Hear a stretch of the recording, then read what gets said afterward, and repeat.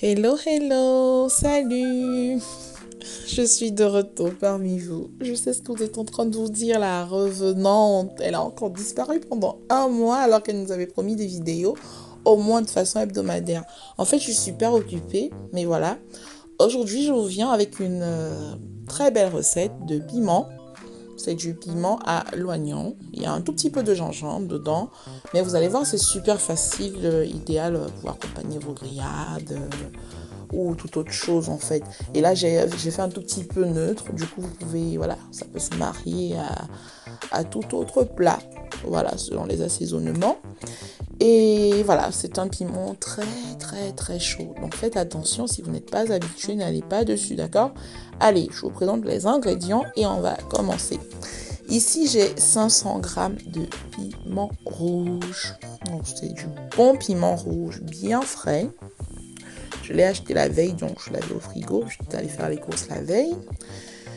Et donc là, on en a pour 500 grammes. Après, je vais aussi rajouter de l'ail.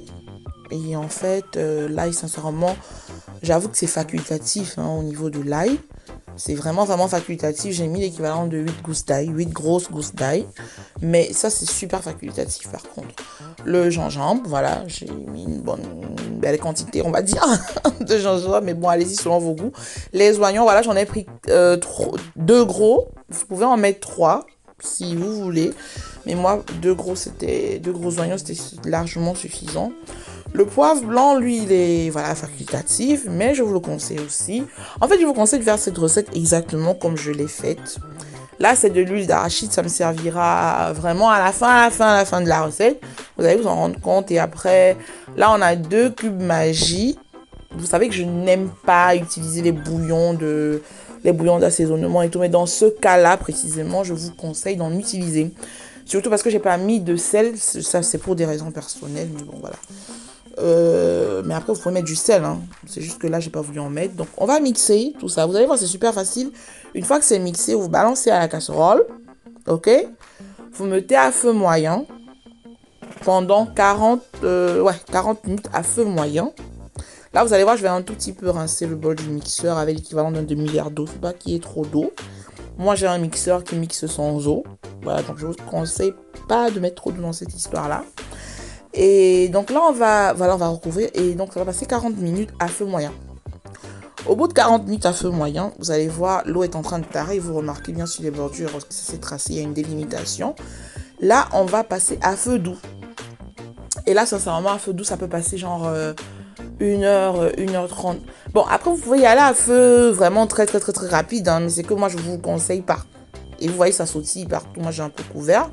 Parce que ensuite je vais rajouter le poivre blanc, le bouillon d'assaisonnement, là, le cube magie, l'huile d'arachide. Voilà, mais comme ça sautillait partout, il y en avait un peu partout, j'ai un peu recouvert de côté. Bon, vous pouvez décider d'aller à feu, vraiment à flamme haute. Et du coup, vous allez faire votre recette genre en 40 minutes maxi. Mais moi, franchement, pour les qualités gustatives et tout, je préfère faire 40 minutes à feu moyen. Et puis après, je fais pratiquement 1 heure de temps à feu super doux, pratiquement à flamme lente. Donc c'est un choix personnel parce que ça me permet de préserver les qualités nutritives de l'aliment du coup et d'avoir voilà, un meilleur goût. Bon, là je vais arroser d'un filet d'huile d'arachide et donc je vais laisser tranquille et puis ça va être à feu très très doux pendant 1 heure voire 1h30. C'est vraiment quand je vous dis feu doux, c'est limite une flamme dormante. Franchement, si ça passe même 2 heures de temps là à flamme super dormante, il n'y a pas de souci, ok? Il n'y a pas de souci. Mais après, comme je vous disais, vous pouvez décider de faire tout le processus en 40 minutes chez vous, à feu haute, voilà, à flamme haute. L'essentiel, c'est comme vous voyez la délimitation. En fait, vous regardez les bords de la casserole. Vous voyez la délimitation. En fait, on est parti d'une casserole très, très, très haute parce que le piment contenait son eau et tout, et puis l'eau qu'on a rajouté au blender et tout ça. Et on est parti, voilà, sur un piment qui finalement a perdu, je vais dire ça comment? Ça, il a perdu son nom en fait. Et la casserole, au fond, voilà, elle colle. Il y a une partie qui fait comme si elle a un tout petit peu cramé. Donc, en fait, le piment, il a super, super, super bien tari. Vous voyez, en fait, ce que vous voyez sur les bords, c'est que le petit filet d'huile d'arachide qu'on a rajouté. Donc, ça, c'est signe que votre piment, il est prêt. Et là, ce qu'il faut faire, c'est attendre qu'ils refroidissent et mettre dans des boîtes. Et puis, c'est bon. Mais moi, j'ai même pas attendu que ça refroidisse. J'étais fatiguée, en fait. Il fallait que je mette rapidement dans les boîtes et que je laisse refroidir, que j'aille me coucher. Et donc, j'ai même pas attendu que ça refroidisse, en fait. Moi, j'ai mis dans les boîtes. J'ai laissé refroidir dans les boîtes. Et voilà, le lendemain matin, je me suis levée, j'ai fermé les boîtes que j'ai mises au frigo. Voilà, que j'ai mises au frigo. L'importance de l'huile dans cette recette, c'est que l'huile et le gingembre, voilà. L'huile, le gingembre et l'ail, généralement, cette combinaison-là permettra à votre piment de durer genre 6 à 8 semaines, vous voyez. En fait, sans gingembre, ail et huile, votre piment va durer genre, je sais pas, 1 ou 2 semaines, puis voilà, après il va former de la moisissure et tout. Avec les éléments que je vous ai donnés, vous n'allez pas avoir de formation de moisissure et le piment pourra s'étaler vraiment sur même 2 mois.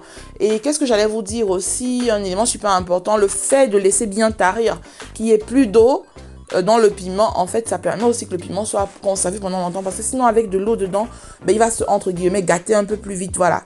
Allez, merci pour les nouveaux abonnés. Miam miam.